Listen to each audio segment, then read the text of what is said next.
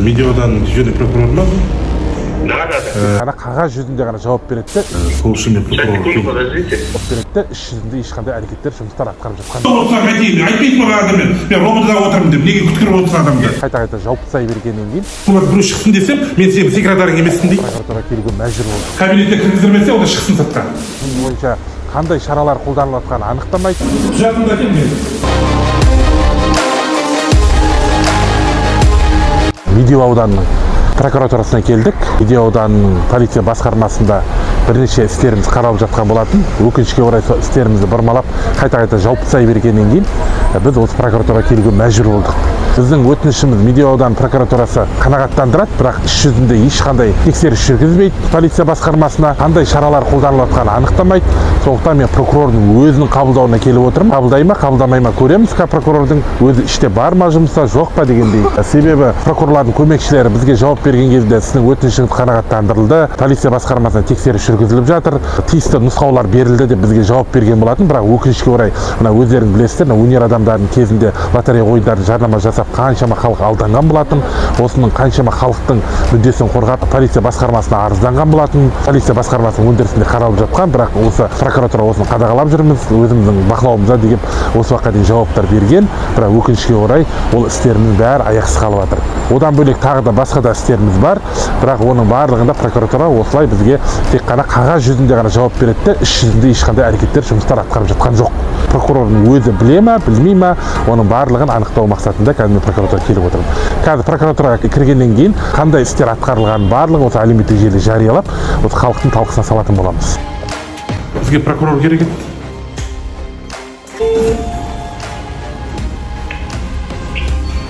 Алло, здравствуйте. Медеудан дежурный прокурор ма? Да. Мен прокуратураға келіп тұрдым, мына жерде мен адвокат бірнеше істеріміз бойынша. Сол үшін мен прокурор. Подождите. Осындасыз ғой. Қазір дежурный прокурормен хабарластық, қазір төменге түсемін деді. Енді біздің жаңағы айтқымыз келгені, өнер адамдарының жарнама жасағаннан алданған халықты қорғағаныма міне 2020-дан бастап міне 3 жыл айтып барады. Сол кезде прокуратура маған жауап берген. Осы қылмысқа Оспанов пен Темірбек деген екі адам күдіктілеп танылған деп. Олардан жауап алынған деп. Біз бірнеше осы Оспанов пен Темірбек тағы да бірнеше адамдардан жауап алуды және беттестіру әрекеттерін жүргізуді сұрағанбыз. Менің жазған өтініш хаттарым міне 1, 2, 3, 4, мысалы 5, 6, 7, 8, 10, яғни менің 10 рет шағымданған, 10 рет шағым бәрі қанағаттандырылған. Сотпен де қанағаттандырылған, содан кейін сотына тергеушінің істі сот болған салынған үшін жеке қаулылар шығарылған, оны әрекетсіздің заңсыз деп танылған, одан кейін прокуратура оған наказание берген тергеушіге. Бірақ міне осындай қанағаттандырулар бола тұра 3 жылдан бері 1 грамм жұмыс жоқ. Медеу ауданы прокуратурасы жұмыс жасамаған, Медеу ауданы полиция басқармасының тергеушілері жұмыс жасамайды. Тергеу сотының шығарған қаулысына дейін орындалмай отыр ғой. Не деген бұл прокуратура қашан жұмыс жасайды?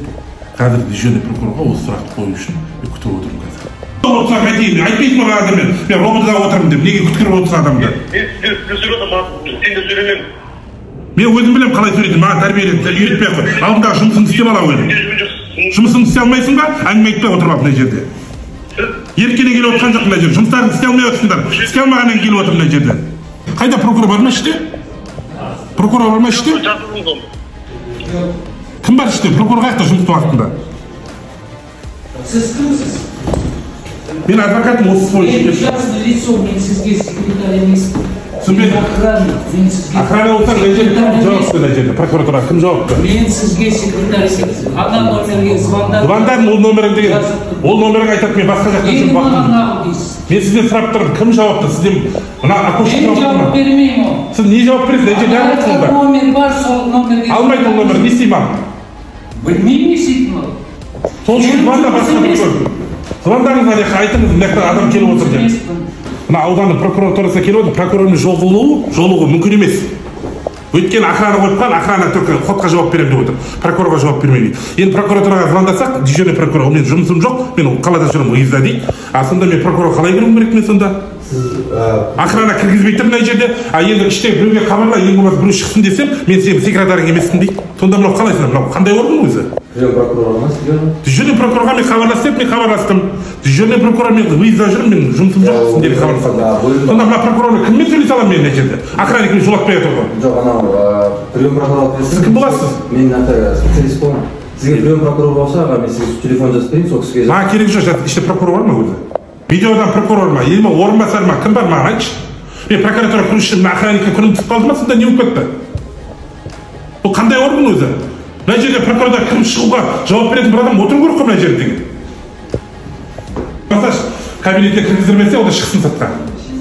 Кім мен келіп отырмын. Сіз не істеп жатырсыз? Бұл кісі мен жаңалықтар. Мен сізге келіп тұрмын. Сіз кім боласыз өзіңіз? Прокурордың орынбасары. Есіміңіз кім болады? Ермек Темірғали болды. Мен бірнеше істерім бар сізге келіп отырған.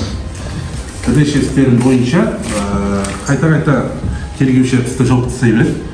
Мен шағымданам, күшін қайтадан прокурор бұзады, қайтадан нұсқау беріледі. Не бойынша? Енді сол сізге мен түсіндірейін. Қылмыстық іс 2019 жылы қозғалған қылмыстық іс, соңғы нөмірі 2389 деген. Тілеужан Жұмабекұлы Кішкенебаев. Мен мына жәбірленушілердің өкілі боламын. Жәбірленушілер қайда? Жәбірленуші жоқ, мен орнында жүрмін. Менде сенім хат бар, және мен хабарламамен қатысып отырмын. Енді сенім хатыңыз болса өзіңіз берме? Сіз бірінші онда солай бастайын онда. Иә, онда жүріңіз. Біз мына түсірілім жасағанда кіргізбегеннен кейін біз жолаушы шақыртып отырмыз сізді. Енді түсірілім жасағанға біз өзіміздің жұмысымыз үшін керек. Сіздер енді ондай жасыратын прокуратураның ештеңесі жоқ шығар. Жасыратын ешнәрсе жоқ. Сенім хатымыз бар, іс бойынша. Маған келіп тұрсаңыз, жүріңіз, мен сізді қабылдаймын. Ресми түрде. Ресми түрде қабылдасаңыз, онда жүріңіз. Мен түсінбеймін. Енді ғимарат, мемлекеттің ғимараты. Жекеменшік үйге келіп тұрған. Ол жерде қызметкерді мемлекеттің қызметкері. Дұрыс па? Сіз қабылдаймын. Сіз мына жерде қабылдадыңыз онда бізді. Ондай ішке кіргізуге не қабылдыңыз? Неге түсірмейді тұрсаңыз? Сіздің рұқсатын керек жоқ бізге. Құжатымды әкел мен. Так, көрдіңіз ғой. Операторды кіргізуге рұқсат бермеді. Прокуратураның не жазатынын білмеймін. Енді көреміз қазір кіріп Мен Медеу ауданының прокуратурасынан шықтым. Бұл жерде прокурордың орынбасары Қашағанов Ермек деген азамат қабылдады. Мен өзімнің екі бірдей қылмыстық ісім бойынша сол баланға салынып, жауып тастап ол қылмыстық істі ешқандай тергеу амалдар жүрмей жатқанын хабарлап айттым. Енді өзінің қадағалауына алатынын, әрі қарай өзінің бақылауында ұстап отыратын, және де тергеулерге арнайы тапсырманы беріп, бізге жақын арада өзінің бір шешімдерін жариялайтынын айтты. Енді біз өзіміздің қадағалауында ұстап отырамыз. Сөзіне тұра ма, тұрмай ма, оның барлығы уақыт көрсетеді. Аяқ жартас болып қала ма әлде, оның барлығын алдағы уақытта міндетті түрде әлеуметтік желіге жариялайтын боламыз.